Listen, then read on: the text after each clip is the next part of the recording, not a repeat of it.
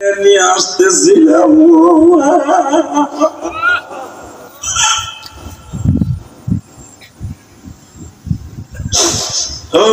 বোনের জন্য 2 জোড়া স্যান্ডেল কিনছিলাম মা। মনে হয় জীবনে আর কোনদিন তোমার সাথে দেখা হবে না। যুবক আমার তো মা নাই, আমি তোদের কেমনে বুঝাই? তুই যখন ঢাকার থেকে অথবা প্রবাস থেকে দেশে আসোস, ওই ব্রিজটা পার হওয়ার আগে দেখবি তোর মা সেজদায় বসে কান্দে। এয়ারপোর্ট থেকে আসতে দেরি হইলে তোর মা জায়নামাজে বসিয়া কান্দে। আল্লাহ আমার জাদু প্রতিবারে তাড়াতাড়ি চলে আসে, আজকে কেন দেরি হচ্ছে? মা তো বুঝে না রাস্তায় জাম লাগছে। আমার জনম দুঃখিনী মা,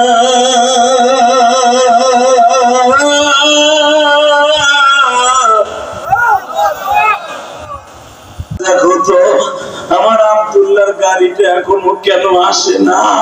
হঠাৎ করে রাত 4টার সময় গাড়ি আসছে বাবা, অ্যাম্বুলেন্সের গাড়ি।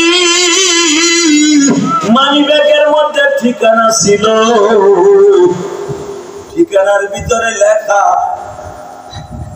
এই গ্রামে বাড়ি দরিয়ালন। বাবা অ্যাম্বুলেন্স দেখে মা দৌড়ে বেরোইছে।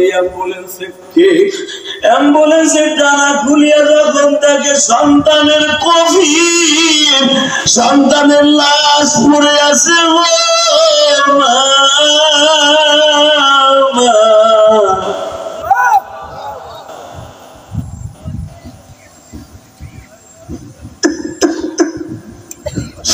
একটা শিক্ষা দিয়া মা চিরতরে বেহুশ হয়ে যায় রে ভাই।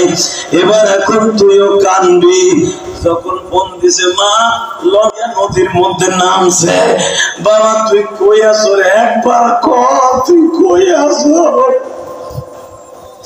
জনগণের টাইনে উঠাইছে তোমার পোলা কোন জায়গায় ডুবে আর তুমি কোন জায়গায় সাঁতরাও। মাই বলে আমি সাঁতরাই আমার পোলার কাছে যাবো। বাবা যান। মা ফেরিঘাটে লাফায়, লঞ্চটা ডোবার 1 মিনিট আগে আবার ফোন দিছে, মা এখনই ডুইবা যায়। ঠিকানাটা লেখিয়া পকেটে রাইখা তোমরা জানো আর্মিরা যখন 5 দিন পরে এই ছেলেটার লাশ নিয়ে বাবা সখীপুরে গেছিল, 5 দিন লঞ্চের ওই ইঞ্জিনের ভিতরে থাইকা লাশ এমন পচা পচছে বাবা যে 2টা কাফনের কাপড় এক জায়গায় সেলাই করে মরা গরুর মতো ফুলি পয়সা পড়ে গেছে 5 দিনে। ও বাবা দুর্গন্ধে কোনো মানুষ জানা যায়, হাজার হাজার মানুষ যাইতে চায়, দুর্গন্ধে থাকতে পারে না। বাবা জানাজা তাড়াতাড়ি করে কবরে রাখতে পাগল। ও বাবা সবাই নাকি গন্ধ কয়, জনম দুঃখিনী মার নাকি গন্ধ কয় না। যখন লাশ চালাইয়া বাড়ির গাদায় গেছে, ওই পচা লাশটার মা মুখের মধ্যে একটা চিৎকার দিছে বাবা।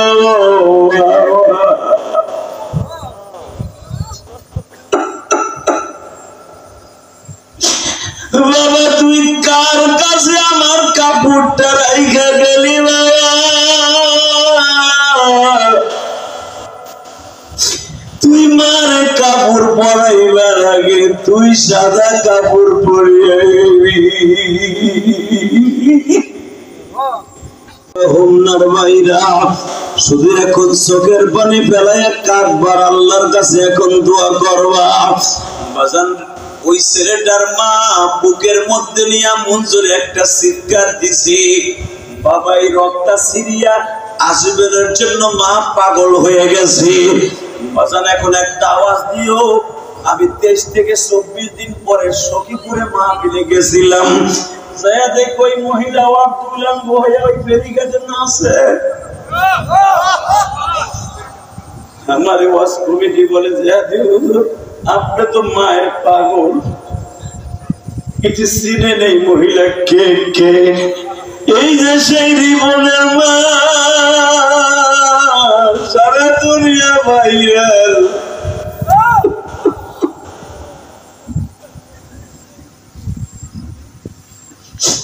ডাক্তার বলে দিছে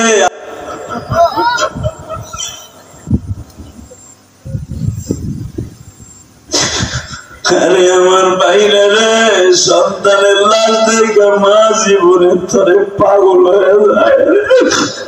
আর তুই তোর মার লাশটা দেখে একবারও কান্দে দোয়া করস না।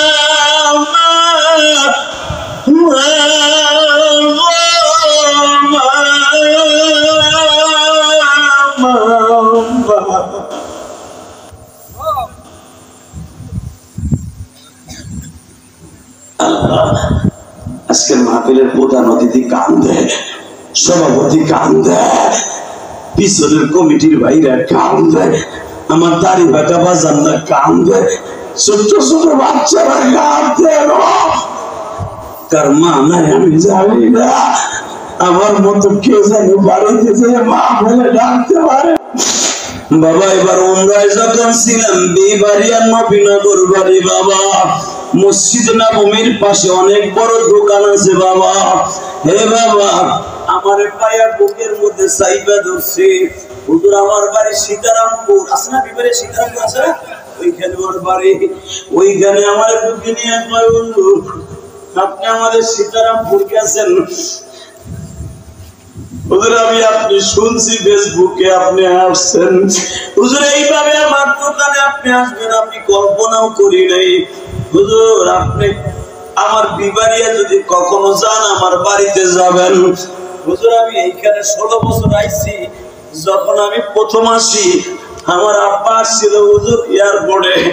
আমার এয়ারপোর্টে আসিয়া আমার যখন বিদায় দেয়, একটা দৌড় দিয়ে আমার আব্বা পুলিশে ধাক্কা দিয়ে এয়ারপোর্টের মধ্যে ঢুকে গেছে। ওই একটা সুমা দিয়ে যা। আমার মন বলে আর তোর সাথে কোনোদিন আমার দেখা হবে না।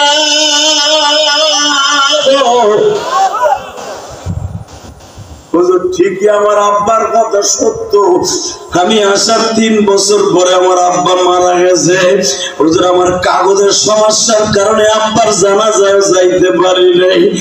হুজুর আপনি আমার বাবার জন্য দোয়া করবেন। আমি আপনার মায়ের মসজিদে টাকা দিয়ে দোয়া চাই।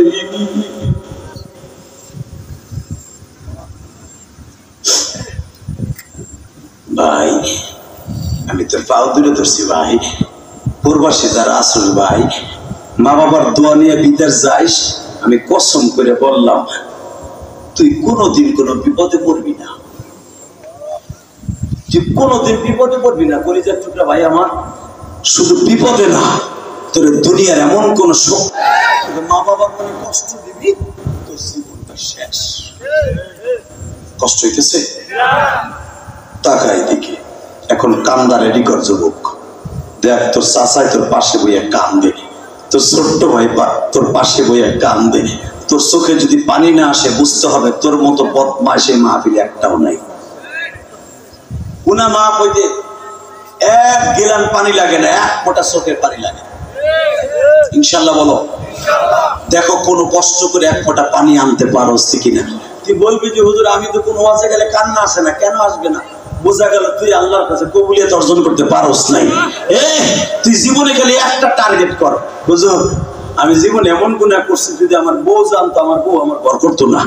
হুজুর আমার গুনার কথা জানলে আমার মা আমার পরিচয় দিত না। হুজুর আমি গুনার কথা মনে করে কাঁদতাছি। এই কথাটা একবার আল্লাহরে বুঝাইয়া কর, দেখবি তোর চোখে পানি আয়া পড়ছে। আমি বিনা দাওয়াতে যাইতাম, মনে আছে? এই আলকামার বাড়িতে বিনা দাওয়াতে যাই, আনাস ইবনে মালিকের বাড়ি যাই। কিন্তু আমার সবচাইতে বড় কষ্ট আমার ওমরের বাড়িতে বিনা দাওয়াতে যাই, আমার আবু বকরের বাড়িতে বিনা দাওয়াতে যাই, যায়েদ বিন হারিসার বাড়িতে আমি বিনা দাওয়াতে যাই, আব্দুর রহমান আওফের বাড়িতে বিনা দাওয়াতে যাই। আর আমি বিনা দাওয়াতে যাই আমার কলিজার টুকরা ফাতেমার বাড়ি,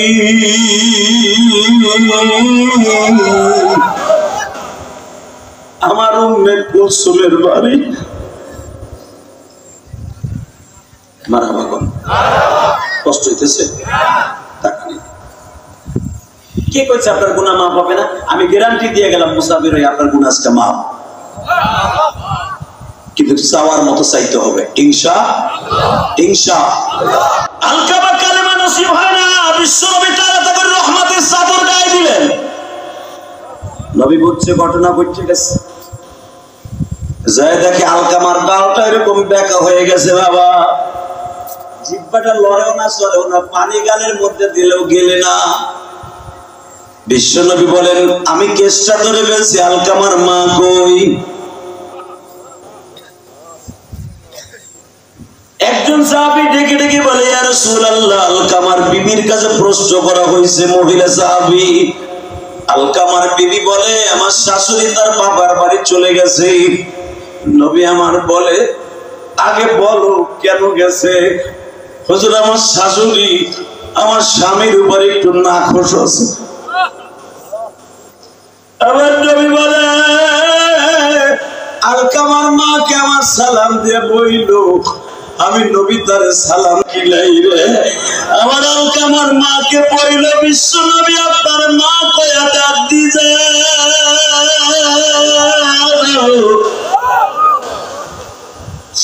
আলকামার মা অনেক আশেক ছিল আমার নবী, পাগলের মতো চলে আসছে বাবা। আসিয়া বলে ইয়া রাসূলুল্লাহ, আমার স্বামী আমার সন্তান আমার মা বাবা কুরবান হোক। নবী আপনি আমার কাছে কি চান? চান আমি যা চাবেন তাই দিব, কিন্তু আমি আলকামারে মাফ করতে পারুম না। আমার নবী কান্না ভরা কণ্ঠ নিয়ে বলে আলকামার মা, আমি নবী জীবনে কাউরে বাপ বলে ডাকি নাই, মদিনার সব ছেলেরা বাপ বলে ডাকছে, আমি মুহাম্মদ ওই বয়সে আব্বা বলে ডাক। দেখতে যে মায়েরও একই কবরস্থানে রাখছি।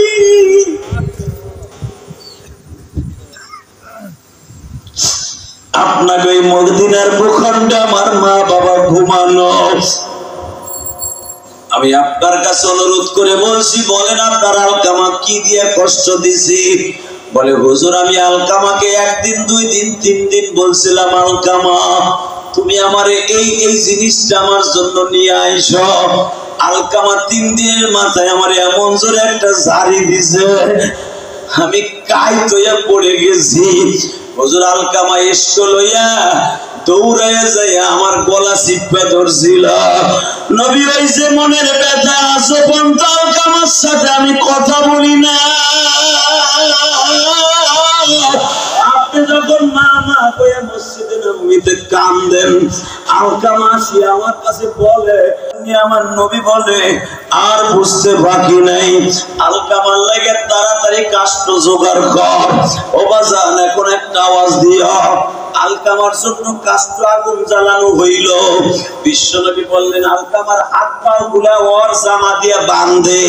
আলকামার জামা শরীর থেকে খুলিয়া হাত পা গুলা বাঁধিয়া বাবা আলকামার নবী বিশ্ব নবী বললেন ফুটবলের মতো গোল করিয়া ওই আগুনের মধ্যে ফেলায় দে, কারণ আমার রব্বুল আলামিন তো বলবে খুযুহু ফাগুল্লু সুম্মাল জাহিমা সাল্লু, ওই বেঈমানকে জাহান্নামের আগুনে নিক্ষেপ কর।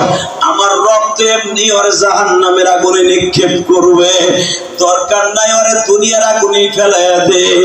যখন হাত পা বাঁধিয়া 4 জনে গাড়ি করিয়া লইয়া যাইতেছে, ও বাজার আলকামার মা বোরকা পরিহিতা ছিলেন, একটা দৌড় দিয়া যায় আলকামার জাহান্নামে কোন আগুন দিয়ে জ্বালাবে এটা দেখার বিষয় নয়। আমি মায়ের সামনে এইভাবে জ্বালাবেন আমি সহ্য করতে পারবো না। ও আমার বাঞ্ছারামপুরের কলিজার টুকরা যুবক ভাইরা এখন কানবি। আজকে 22 অক্টোবর আমার মাওলারে দেখা যায়, 22 অক্টোবর আলকামার মতো কে মার সাথে গাদ্দারি করছ, মার মনে বাবার মনে কষ্ট দিছো। এই বিবারিয়ার জমিনে 22 অক্টোবর আমার আল্লাহর একটু বুঝাইয়া হুজুর আমি বাড়িতে যাই এই আলকামার মতো দেরি করব না, আমি আমার মায়ের পাও ধরে মাপ চাবো। গত সপ্তাহে মোটরসাইকেলের তেল কিনে দেয় নাই বিদায় আমি আমার মারে জারি দিছিলাম। কলেজে যাইবার সময় খাবার পাকাইতে দেরি হইছে, মায়ের বকা দিছিলাম। হুজুর আমি আজকে যাই এই মার কাছে মাপ চাবো, এই কথা যদি বলতে পারোস আমি মানসিক করবে। পারবি না ভাই? পারবি? পারবি? টাকা এদিকে। আমি ইলিয়াস রহমান জিহাদি, আমার আব্বা আমার গ্রামের মসজিদের সভাপতি আলহামদুলিল্লাহ বলেন